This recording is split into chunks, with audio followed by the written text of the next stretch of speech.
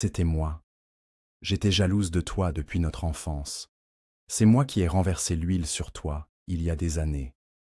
Je voulais être la seule belle, la seule admirée. Dans un village au cœur de la savane, vivaient deux sœurs nommées Zéna et Maïssa.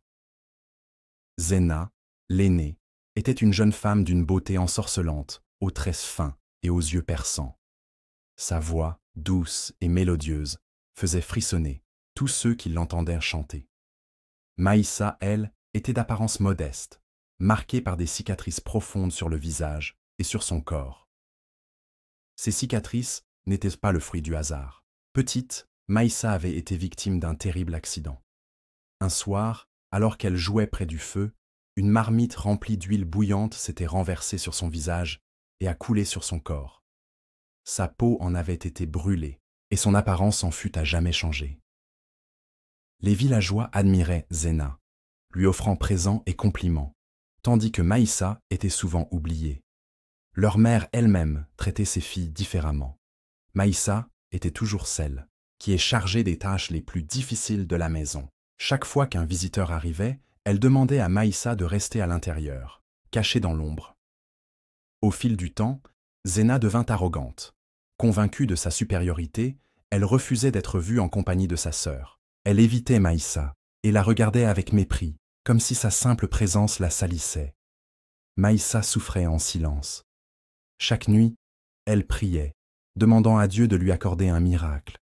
Mais les jours passaient et rien ne changeait. Un matin, alors que Maïssa allait puiser de l'eau à la rivière, elle aperçut une vieille femme assise sous un arbre, une jarre imposante posée à ses côtés. Ses mains tremblaient et son souffle était court. Maïssa hésita. Elle aurait pu continuer son chemin, mais son cœur lui dicta autre chose. Elle posa son propre récipient et s'approcha. « Grand-mère, avez-vous besoin d'aide » La vieille femme leva les yeux. Un sourire s'étira sur ses lèvres ridées. « Peu de gens poseraient cette question, ma fille. » Sans attendre de réponse, Maïssa souleva la lourde jarre et suivit l'ancienne à travers la forêt. Le chemin était long, escarpé. Plusieurs fois, elle manqua de trébucher, mais elle tint bon. Elles arrivèrent enfin devant une cabane en bois. L'ancienne posa une main sur l'épaule de Maïssa. « Ton cœur est pur. À cause de ta gentillesse, je vais exaucer ton souhait le plus profond. » Elle entra dans sa cabane et revint avec un petit pot en argile, enveloppé dans un tissu coloré. « Cette crème est magique. Applique-la sur ton visage avant de sortir. Et tu rayonneras d'une beauté éclatante. Mais souviens-toi, la vraie beauté réside dans le cœur. » Maïssa la remercia et rentra chez elle, le cœur battant. Elle cacha le pot sous son lit, incertaine de vouloir l'utiliser. Quelques jours plus tard, Maïssa subit une nouvelle humiliation de la part de Zéna, cette fois sous les yeux de tout le village, juste parce qu'elle avait assisté à la grande fête annuelle du village. De retour à la maison, avec le cœur rempli de tristesse, elle décida d'essayer la crème. Dès qu'elle l'appliqua, un frisson parcourut son corps. Une chaleur douce enveloppa son visage. En regardant son reflet dans un miroir, elle s'exclama « Mon Dieu, c'est pas croyable !» Son visage était lumineux, radieux, d'une beauté inégalée. Le lendemain, alors qu'elle allait chercher du bois, elle sentit les regards se poser sur elle. Les hommes s'arrêtaient pour l'admirer. Les femmes murmuraient entre elles. Un jeune homme, Malik, un riche marchand, s'approcha. « Qui es-tu, belle inconnue » demanda-t-il. Maïssa hésita. Personne ne lui avait jamais parlé ainsi. « Je suis Maïssa » répondit-elle timidement. Malik sourit. « Ton nom est aussi beau que toi. Puis-je t'accompagner » Maïssa, tremblante, accepta quand même. Ils parlèrent longuement ce jour-là. Pour la première fois, Maïssa se sentit vue, appréciée. Zéna, en voyant sa sœur attirer l'attention, bouillonnait de rage. Elle qui avait toujours été la plus admirée, la plus désirée, ne supportait pas de voir Maïssa lui voler la vedette.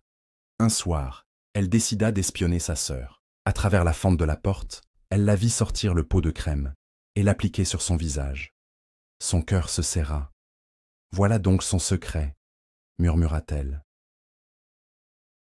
Le lendemain, alors que Maïssa était sortie, Zena s'introduisit dans sa chambre et vola la crème. Elle en appliqua une généreuse quantité sur son propre visage, impatiente de devenir encore plus belle. Mais à peine quelques instants plus tard, une douleur atroce la saisit. Son visage brûlait, son teint devenait rouge, puis noirci. Elle se précipita vers le puits pour se laver, mais il était trop tard. Lorsque Maïssa revint et vit sa sœur, elle fut choquée. Le visage de Zena était méconnaissable, défiguré. Par des cloques et des plaies, Zena tomba à genoux, en larmes. « Pardonne-moi, Maïssa. Pourquoi as-tu fait ça ?» demanda Maïssa, troublée. Zena hésita, puis avoua d'une voix brisée. « C'était moi. J'étais jalouse de toi depuis notre enfance. C'est moi qui ai renversé l'huile sur toi, il y a des années. Je voulais être la seule belle, la seule admirée. » Maïssa eut le souffle coupé. Elle aurait pu hurler, la repousser. Mais au lieu de cela, elle posa une main sur l'épaule de sa sœur. « Le passé ne peut être changé, Zena. Je te pardonne. » Mais le mal était fait. Les villageois, ayant appris la vérité, tournèrent le dos à Zena. Plus personne ne voulait d'elle. Quant à Maïssa, elle n'eut plus jamais besoin de la crème. Malik l'aima telle qu'elle était. Elle retrouva sa belle peau d'avant, et Malik fit d'elle sa femme. Les jours passaient. Mais la rancune de Zena ne s'effaçait pas. Malgré son aveu et le pardon de Maïssa, elle ne supportait pas le rejet des villageois.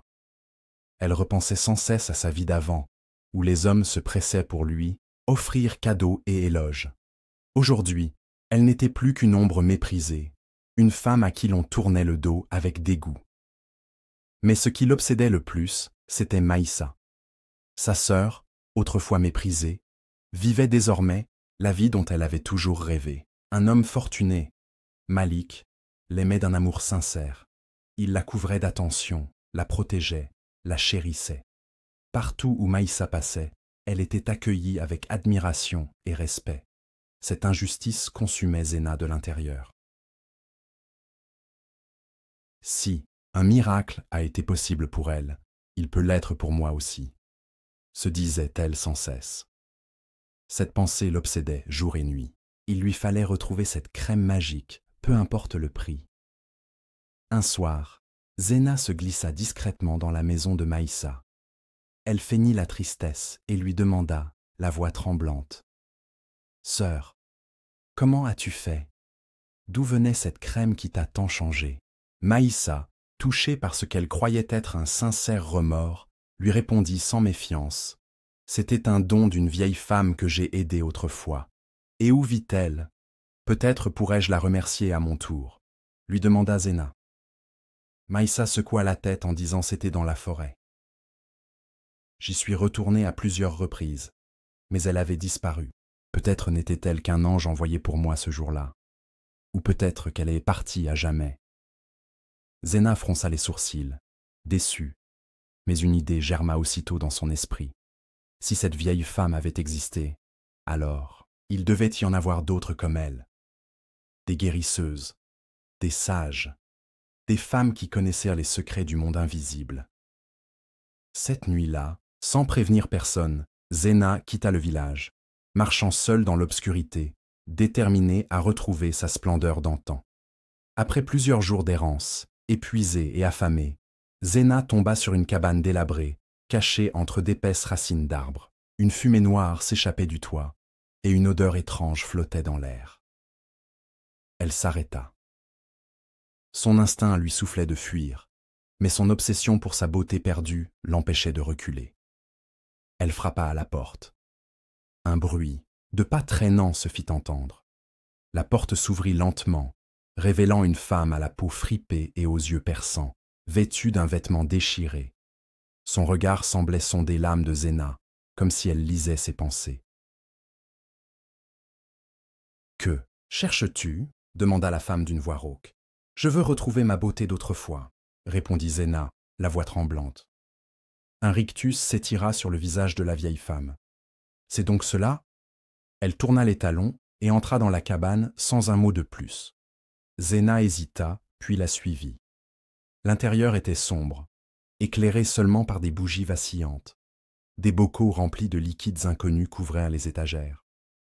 Tu veux redevenir belle? Demanda la femme, sans se retourner. Oui, il y a un prix à payer. Zena s'attendait à devoir lui offrir de l'or, des bijoux, peu lui importait. Elle était prête à tout. Tu ne pourras jamais te marier. Zena tressaillit. Pourquoi? Car ta beauté devra être entretenue d'une autre manière. Tu devras séduire des hommes, entretenir des rapports avec eux, et me rapporter un objet précieux leur appartenant. Tant que tu me ramèneras ces offrandes, je préserverai ta splendeur. Un long silence s'installa. Zena n'avait jamais envisagé une telle condition. Mais au fond, qu'avait-elle encore à perdre? Son honneur? Il avait disparu le jour où son visage avait été brûlé. Sa dignité? Les villageois l'avaient piétiné depuis longtemps. Elle releva la tête, le regard dur. J'accepte. La vieille femme sourit, révélant des dents jaunies. Alors, approche-toi. Elle sortit une fiole remplie d'un liquide d'un noir profond et la tendit à Zena. Bois, disa-t-elle. Sans hésiter, Zena porta la fiole à ses lèvres et avala le liquide. Amer, une brûlure glaciale traversa son corps. Elle sentit sa peau se tendre, son visage redevenir lisse. Elle se précipita vers un miroir brisé posé dans un coin. Elle était à nouveau splendide. Ses traits angéliques étaient revenus. Sa peau était éclatante. Ses yeux brillaient, d'un éclat surnaturel. Elle sourit. « Rappelle-toi, » murmura la femme derrière elle, « si tu veux garder cette beauté, tu sais ce que tu dois faire. » Zena hocha la tête et quitta la cabane, sentant une puissance nouvelle couler dans ses veines. Lorsqu'elle revint au village, Zena fit sensation. Personne ne comprenait comment son visage, autrefois détruit, pouvait à nouveau rayonner. Les hommes, fascinés, se bousculaient pour la revoir, pour lui parler, pour lui offrir des présents. Zena, manipulatrice et rusée, choisissait ses proies avec soin. Chaque nuit, elle séduisait un homme, lui murmurait des promesses, l'envoûtait. Puis, une fois qu'il était à ses pieds et qu'il couchait avec elle, elle s'arrangeait pour subtiliser un objet précieux avant de disparaître. Elle retournait ensuite dans la forêt et déposait ses offrandes aux pieds de la vieille femme. Mais quelque chose d'étrange se produisait. Chaque fois qu'elle rapportait un objet, elle ressentait une faiblesse inhabituelle. Parfois, en se regardant dans le miroir, elle avait l'impression que son reflet tremblait légèrement, comme une image déformée par l'eau. Mais elle refusait de s'en inquiéter. Elle était redevenue Zena la magnifique, celle qui faisait tourner toutes les têtes. Seule Maïssa trouvait ce changement étrange. Elle observait sa sœur, sentait en elle une énergie malsaine. Et plus le temps passait, plus elle avait la certitude que Zena cachait un terrible secret. Les jours passaient, et le village sombrait dans une étrange malédiction. Un à un, les hommes tombaient malades. Leur peau devenait terne, leur force les quittait, et bientôt, ils se recroquevillaient sur eux-mêmes comme des ombres, affaiblis et méconnaissables. Aucun remède ne semblait les guérir, et les guérisseurs du village étaient impuissants. Ce qui troublait le plus, c'est que tous ces hommes avaient un point commun. Ils avaient, à un moment ou un autre, été les amants secrets de Zena. Mais personne ne soupçonnait encore la belle jeune femme. Comment aurait-elle pu être liée à cette épidémie? Elle, la sublime, la resplendissante, celle qui faisait rêver. Zena, elle, ne s'intéressait pas aux rumeurs de maladie.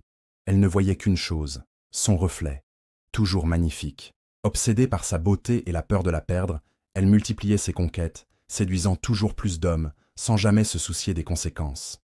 Mais Maïssa, elle, voyait les choses autrement. Maïssa observait sa sœur depuis des semaines. Quelque chose ne tournait pas rond. Les hommes qui s'étant approchés de Zena semblaient tous tomber malades, un par un. Le hasard? Impossible. Une nuit, déterminée à comprendre la vérité, Maïssa décida de suivre Zena en secret. Elle la vit quitter le village à pas feutrés et disparaître dans la forêt. Prudemment, Maïssa se faufila entre les arbres, retenant son souffle. Après un long moment de marche, elle aperçut enfin la cabane de la vieille femme. Tapie dans l'ombre, elle assista à une scène troublante. Zéna était agenouillée devant la sorcière, lui tendant des objets, un bijou, un bracelet, une bague, des souvenirs volés à chacun des hommes qu'elle avait conquis. « Je t'apporte mon offrande, » murmura Zéna. « Renouvelle ma beauté. » La vieille femme tendit une main osseuse et prit l'objet.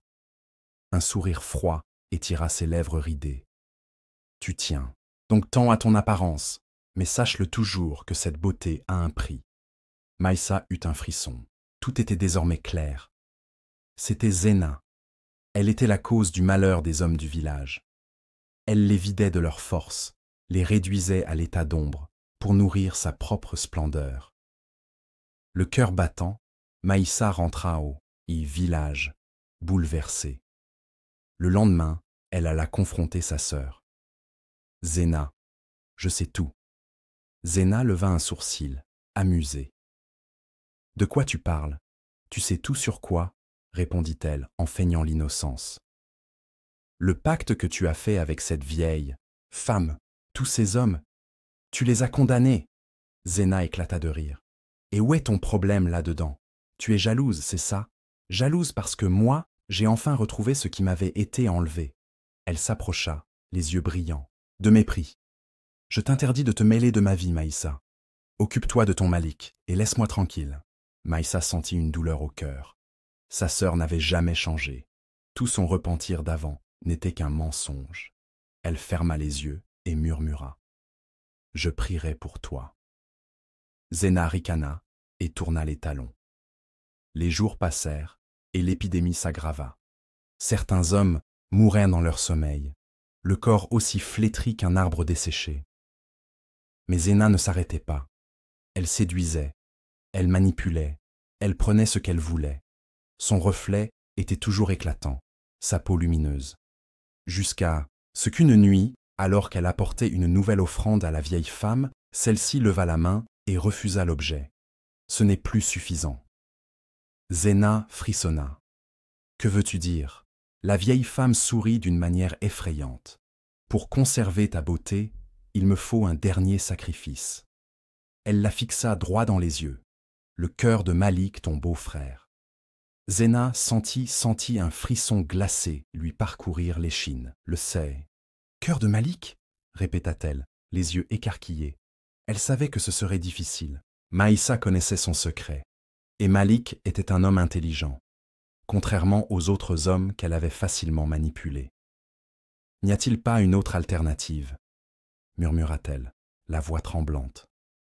La vieille femme plongea, son regard perçant dans le sien, un sourire tordu aux lèvres. « Non. » Zéna déglutit. « Mais Maïssa est sur ses gardes. Si je tente quelque chose, elle saura. Alors sois plus maligne qu'elle, » lui répéta la sorcière, en la fixant avec un regard glacé. « Si tu veux conserver ta beauté, tu devras obéir. » Un silence pesant s'abattit. Zéna serra les poings. Elle ne pouvait pas perdre sa splendeur. Elle n'était plus personne sans sa beauté. « J'accepte. » Le rire rauque de la vieille femme résonna dans la cabane.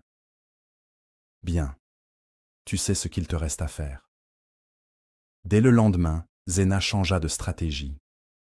Elle n'avait jamais tenté d'approcher Malik avant, mais maintenant, elle devait agir subtilement.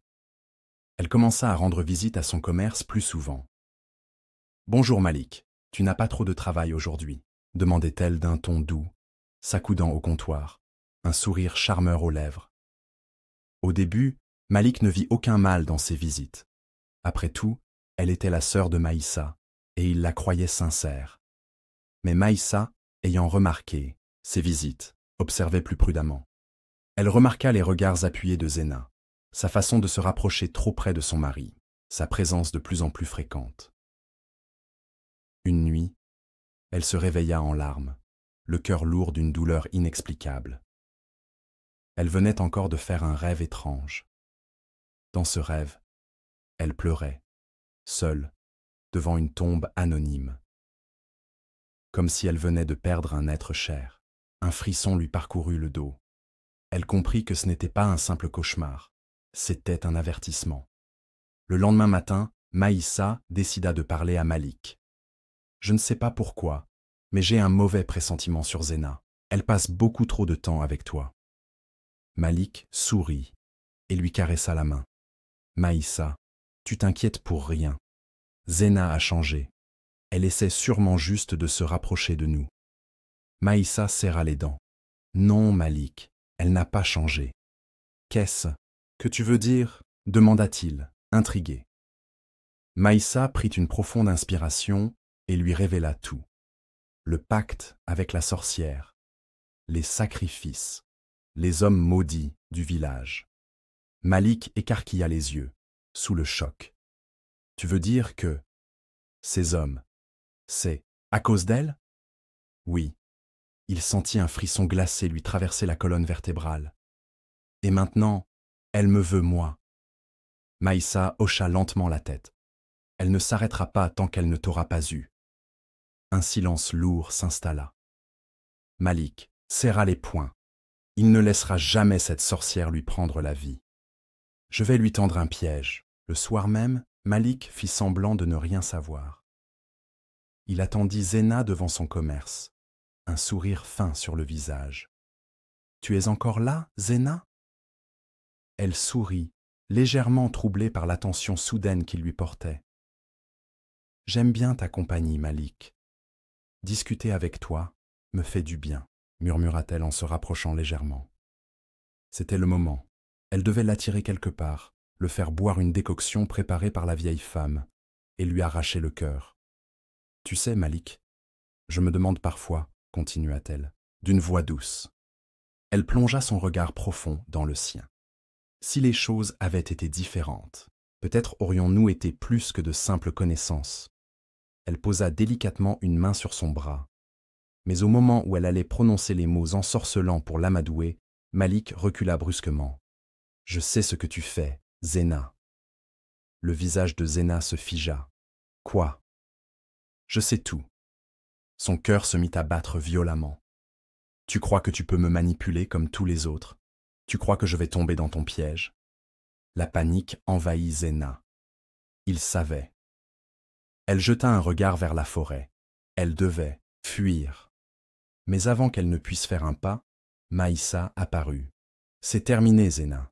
Tu ne pourras plus faire de mal à personne. » Zena recula, tremblante. « Je voulais juste récupérer ce qui m'a été volé, » hurla-t-elle, désespérée. Maïssa la fixa avec tristesse. « Tu t'es volé toi-même, Zena. » Zena serra les poings. « Non, je refuse de perdre. » Elle courut vers la forêt, son cœur battant à tout rompre. Elle devait retrouver la sorcière, lui demander une autre solution. Mais la cabane avait disparu. Zena poussa un cri de terreur car elle savait que son sort était scellé à jamais. Le lendemain matin, les cris de terreur des villageois résonnèrent. On trouva Zena effondrée au pied d'un arbre, son corps recouvert de plaies noires qui laissaient voir des asticots. Sa peau était en train de pourrir vivante. Sa beauté avait disparu. Elle était méconnaissable. Lentement, elle ouvrit les yeux et vit les hommes du village qui l'avaient aimée, couchée sans vie autour d'elle. Son pacte avait pris leur dernière force vitale. Maïssa et Malik arrivèrent les derniers. Zena tendit une main tremblante vers sa sœur. « Maïssa, aide-moi !» Maïssa secoua la tête. « Je t'avais prévenu. » Les larmes aux yeux, elle fit demi-tour, laissant Zena mourir seule, maudite par son propre pacte. Depuis ce jour, le village se souvint de l'histoire de Zena. On la racontait aux jeunes filles pour leur apprendre que la beauté extérieure est un piège. Celui qui troque son âme pour la vanité finira toujours par perdre tout ce qu'il possède. On enseignait aussi aux garçons que les femmes qui séduisent par orgueil finissent par attirer la malédiction sur elles et sur ceux qui les aiment. Et enfin, on se souvenait des paroles de Maïssa, la seule qui avait compris le vrai sens de la beauté. La vraie splendeur ne se voit pas dans un miroir, elle se trouve dans un cœur pur. Ainsi se termina le destin tragique de Zena, celle qui voulait être la plus belle à tout prix, mais qui finit par devenir l'incarnation de la laideur et de la mort. Merci d'avoir suivi jusqu'à la fin. J'espère que cette histoire vous a transporté et qu'il vous a fait réfléchir sur la véritable nature de la beauté, la jalousie et les conséquences de nos choix. Si vous avez aimé et que vous souhaitez découvrir d'autres encore, plus fascinantes et pleines de leçons, n'oubliez pas de vous abonner à la chaîne et d'activer la cloche pour ne rien manquer. Surtout, likez, commentez et partagez avec vos proches pour que l'histoire de Zena vive et éduque au fil des années. Au revoir et à très bientôt pour une nouvelle aventure.